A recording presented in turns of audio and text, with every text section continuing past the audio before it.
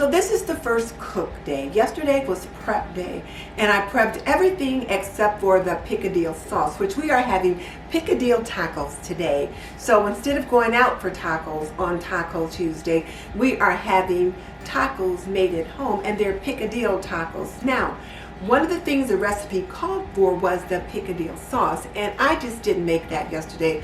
I was just too tired after doing all the other prep, and since I could tell it wouldn't take very long to make that, I thought I'll just make the sauce just before I get ready to put the pieces together.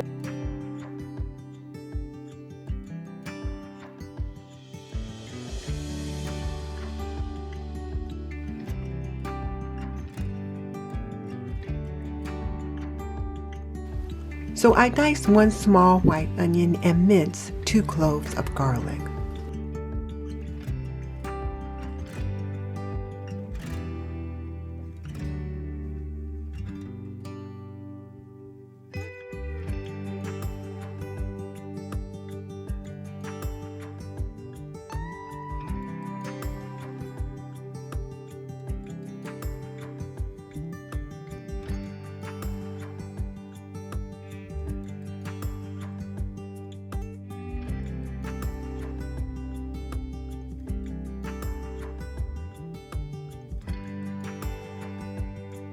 Once I've got that done, I drop 3 teaspoons of salted butter in a medium saucepan.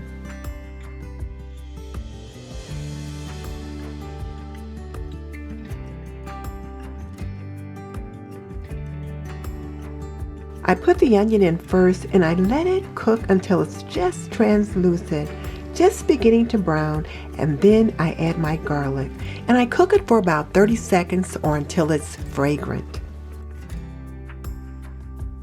Then I pour in an 8-ounce can of tomato sauce, 2 cups of water, and then I give it a little stir just to make sure everything is combined. And then I season this mixture with 1/2 teaspoon of coarse sea salt,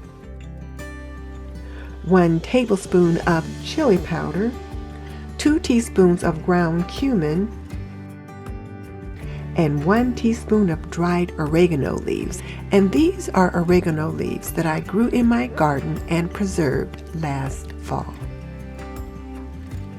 And of course, 1/2 teaspoon of ground black pepper.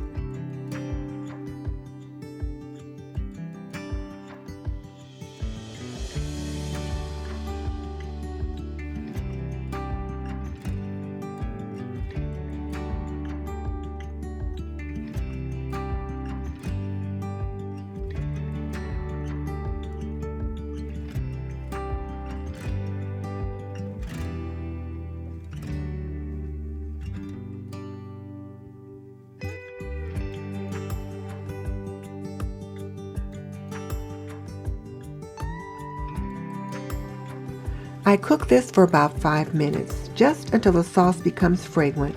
Then I remove it from the heat. So right now, I've got the fixings all put together for the Picadillo tacos. And so now all I need to do is put the taco shells in the oven and let them heat up.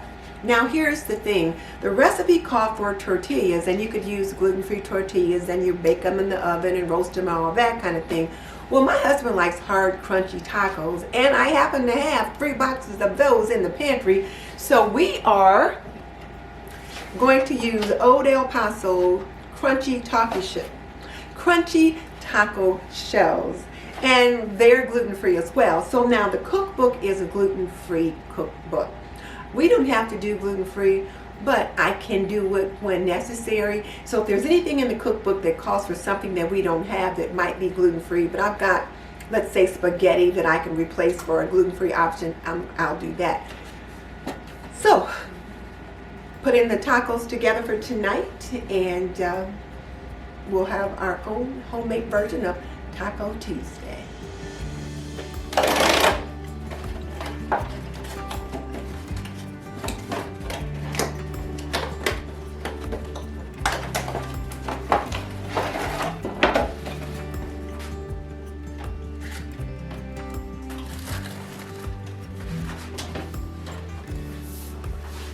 I put the tacos in the oven and let them heat up following the instructions on the back of the box.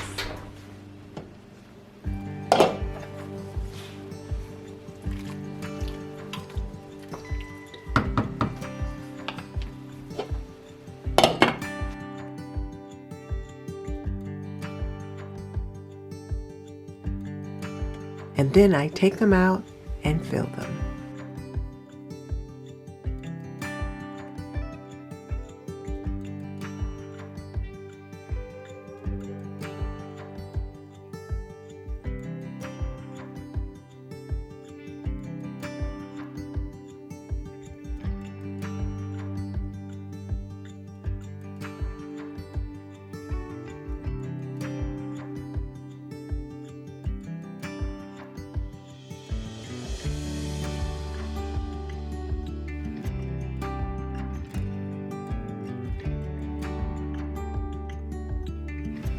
Doesn't this look delicious?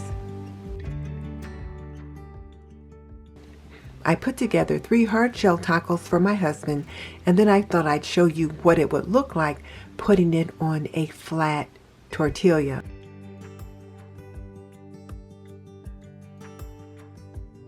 And what condiment makes this taste just that much more delicious? Well, a little Mexican cheese, a nice squeeze of lime juice, a dollop of sour cream, and of course, a little guacamole. Good.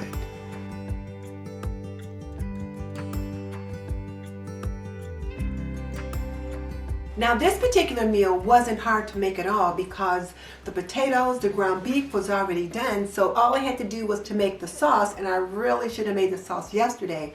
So if I had have done all of the prep on prep day, all I would have had to have done was assemble it, just put the sauce in the pot, put the meat and potatoes in the pot, warm them up, and while they're heating, put the taco shells in the oven and then get out my condiments and we're good to go. So I think I'm really going to like this because even though I made the sauce, the